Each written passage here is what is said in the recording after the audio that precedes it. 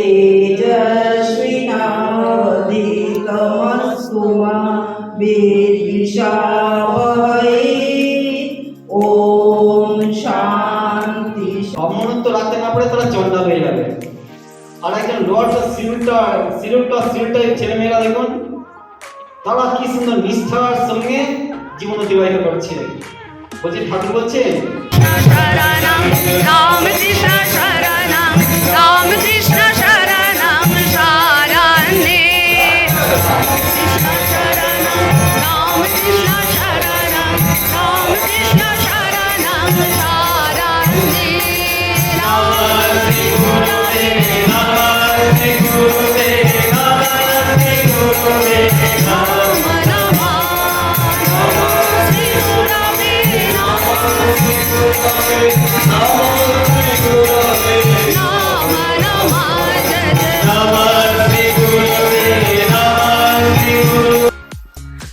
Ready হয়েছি, এখন যাব মিশনে।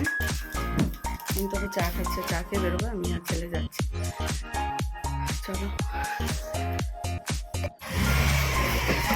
নার্ভাস লাগছে। চলো।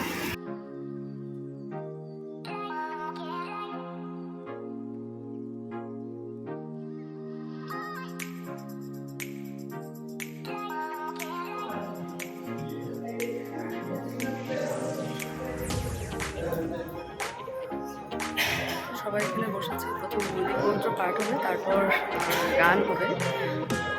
মায়েরা বসেছে।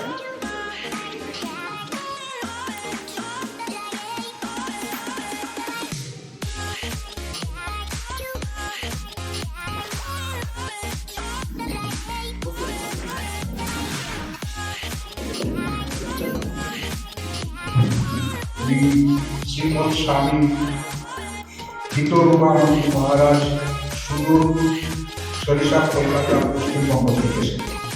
ওনার মুখ থেকে আমরা কিছু অমৃত বাণী শুনব। আজকের অনুষ্ঠানে আপনাদের সহনো ভুনাক্তু সহ বীর্যং কর্মবহৈ তেজস্বিনাবধীতমস্তু মা বিদ্বিষাবহৈ। ওম শান্তি। তত আমরা ঈশ্বরের কাছ থেকে দূরে চলে যাব। আর দুঃখের মধ্যে থাকলেই আমরা ভগবানকে ডাকতে পারবো। ভগবান সুখ দুঃখ দুটোই গিফট। আমরা যখন সুখে থাকবো, ভগবান খুব সুন্দর আমাকে আশীর্বাদ করেছে। কিন্তু দুঃখটা যখন দেবে, সেটাও তার গিফট হিসাবে নিতে হবে। দুঃখটাও আমাদের মেনে নিতে হবে, তাই না? আমরা যে সংসারে আছি, সংসারের লোভ মোহ মায়া এমন ভাবে আমাদের আকৃষ্ট করেছে যে আমরা সংসারের জন্য অনেক কিছু করছি। দেখা যাচ্ছে যে শান্তি আর পাচ্ছে না, শান্তিটা কোথায় ওই গর্তের মধ্যে দিয়ে চলে যাচ্ছে। দেখুন, আমরা এখানে এতজন আছি, কেউ কি বলবে যে আমি শান্তি চাই না? আমরা প্রত্যেকে শান্তি চাই, তাই না? কিন্তু সুন্দর করে পোশাকটা তার পরে দিয়েছে, সেই থেকে গোপাল তার সাথে ঘুরছে ফিরছে, সবসময় তার সঙ্গে আছে। 1 মাস হয়ে গেছে। যখন ওই মহিলাটি ফিরে এসছে, তখন তাকে গোপালকে দিতে গেছে। বলে আমি তো দাঁড়ানো গোপাল দিবে, বসা গোপাল দিলাম, তুমি দাঁড়ানো গোপাল কোথায় পেলে? তখন সে একদিন ওই ঘটনাটা বলছেন। তখন ওই বাঙালি মহিলাটি তাকে বলছে, তুমি ধন্য, আমি গোপালকে সেই ছোটবেলা থেকে নিয়ে আছি, গোপাল আমাকে দেখা দিল না। আর দেখো, তুমি তোমার মাত্র কদিন পেয়েছো, তাতেই গোপাল তাকে দেখা দিয়ে দিল। কেন? ও যে গোপালকে বলছে, যে মহিলাটি অন্তর থেকে ডাকছে, ভগবান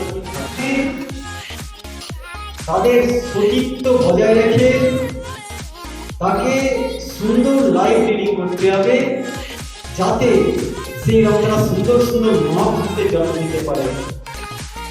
এক সময় আমাদের দেশে মায়েরা তাদের লাইফ দেখতে চিন্তাই করা যেত না। কি তাদের সতীত্ব, সেই সতীত্ব থেকে মানে দেবতারা পর্যন্ত মানে অবাক হয়ে যেতেন, তারা হার মেনে যেতেন। ঠাকুর মা স্বামীজি এবারে এসছেন, বলছি আবার এই জেনারেশনকে আবার সেই সতীত্বপূর্ণ নারী তৈরি করার জন্য, যারা আবার সেই মহাপুরুষ নিয়ে আসবেন। স্বামীজি বলছেন এই পৃথিবী, এই ভারতবর্ষ পৃথিবীকে পথ দেখাবে। তাহলে এই পথ কারা দেখাবে? সেইরকম তারা ছেলে আসতে হবে, সেইরকম তারা সুন্দর সুন্দর ছেলে মেয়েকে আসতে হবে। আর এই ইয়ং জেনারেশনকে ওই ধরনের ছেলে মেয়ে তৈরি করতে হবে। তার জন্য তাদের সেই রকম লাইফ তৈরি করতে হবে। স্বামীজি বলছেন যে একদিকে যেমন পাখির দুটো ডানা থাকে, তাই না? একটা ডানায় উঠতে পারে না। বলছেন কি একটা ছেলে মেয়ে এরকম তারা লেটেস্ট টেকনোলজি সম্বন্ধে তার যেন ক্লিয়ার কনসেপ্ট থাকে, অর্থাৎ শিক্ষা যেমন সে টপে চলে যেতে পারে, সেরকম তার চরিত্রের দিকটাও তাকে টপে থাকতে হবে। এই চরিত্র আর শিক্ষা যদি কারোর মধ্যে থাকে, পৃথিবীতে এমন কারোর ক্ষমতা নেই যে তাকে পরাভূত করতে পারে। তার জন্য ঠাকুরমা স্বামীজি আশা, এই আশাটাকে আমাদের বলছেন যে তার কৃপায়, তার প্রেরণায়, তার শক্তিতে আমরা শক্তিমান হব। অর্থাৎ শ্রীরামকৃষ্ণ দেবকে একমাত্র জীবনের উদ্দেশ্য হিসাবে আমাদের এখন নিতে হবে। আর কি করতে হবে? নিষ্ঠা ও আন্তরিকতার সহিত তাকে আমরা তাদের এই যিনি কথাগুলো বলে গেলেন, যে সমস্ত পয়েন্টগুলো সেগুলো পালন করে নিজেদেরকে সার্থক করে তুলব। অপূর্ণতা ছুঁড়ে দিয়ে, অপবিত্রতা মুছে ফেলে দিয়ে নিজেদেরকে সার্থক করব। এটাই আন্তরিকভাবে ঠাকুরের কাছে প্রার্থনা করি, তিনি যেন আমাদের এই শক্তি দেন এবং আমরা নিজেদেরকে সেই জায়গায় পৌঁছাতে, সেই জায়গায় আমরা যেন নিজেদেরকে পৌঁছাতে পারি। ওম শান্তি শান্তি শান্তি। না পারে আজকালকার দিনে ব্রাহ্মণ দেখুন না, লেখাপড়া শিখেছে, কাজ করছে, মদ খাচ্ছে, ব্রাহ্মণ মহিলাগুলো পর্যন্ত মদ খাচ্ছে। ঠাকুর বলছেন যদি ব্রাহ্মণত্ব রাখতে না পারে তারা চন্ডাল হয়ে যাবে। আর একজন লোয়ার সিলুটার ছেলেমেয়েরা দেখুন, তারা কি সুন্দর নিষ্ঠার সঙ্গে জীবন অতিবাহিত করছে। বলছে ঠাকুর বলছেন যারা চন্ডাল হয়ে মানে লোয়ার কাস্ট হয়েও যারা আদর্শ লাইফ লিডিং করছে তারা ব্রাহ্মণ হয়ে যাবে। অর্থাৎ এই ব্রাহ্মণ বা চন্ডাল আইন হলে সিস্টেমেটিক্যালি গিয়ে প্রসাদ গ্রহণ করে যাবেন। কেউ যাতে প্রসাদ গ্রহণ না করে চলে যাবে। আবার বলছি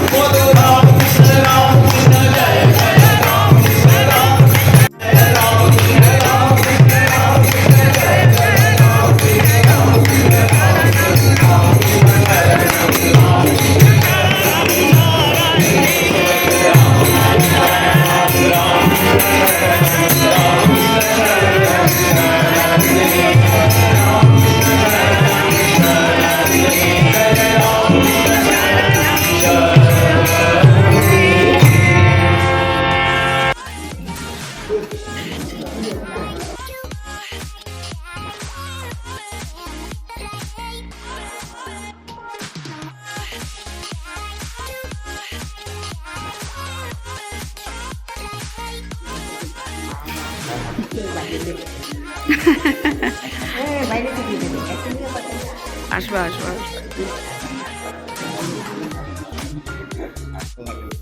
I am really impressed. খুব ভালো লাগে।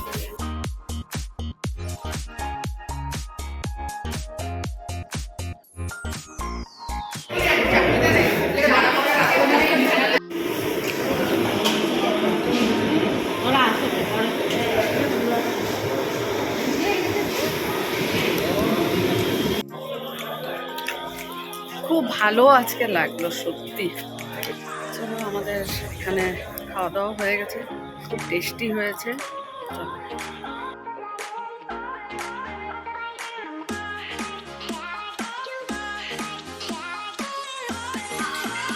শুনছি অমিতাভ এত সুন্দর আমার গাওয়াটা রেকর্ডিং করেছে, দারুণ, সত্যি থ্যাংক ইউ। ছেলে করেছে, আমি কিন্তু ও যে এদিক থেকে করেছে, কখন এত সুন্দর জুম করে করে মহারাজজিকেও দেখিয়েছে, এদিকে ঠাকুরে, দারুণ হয়েছে, দারুণ। যাই হোক আজকে খুব ভালো লাগলো, মহারাজজির এত সুন্দর কথা, কিছুক্ষণ সময় তো আমরা সব কিছু ভুলে